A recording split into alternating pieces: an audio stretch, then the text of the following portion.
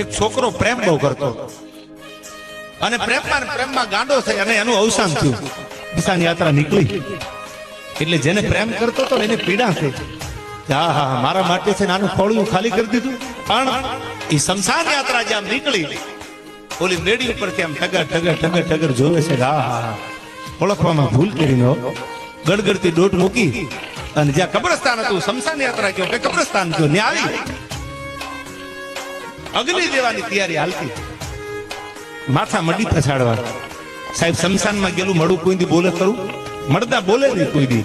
પણ કવિએ એને બોલાવ્યું છે. સાંભળજો શું કહે છે કે જુસ્તુ એ તમન્ના ફિર હમે ઠિકાને લે आई चले जिस राह पे हमें फिर मेखाने ले आई गलती मेरी भी थी खता तुझ में भी थी हम तो पहले जल चुके थे यार अब तू आग लगाने आई.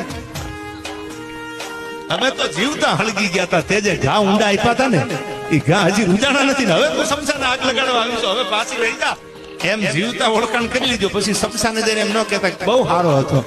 એ બધાને ખબર જ હતી સારો હતો. જીવતા જાણી લીધો યાર.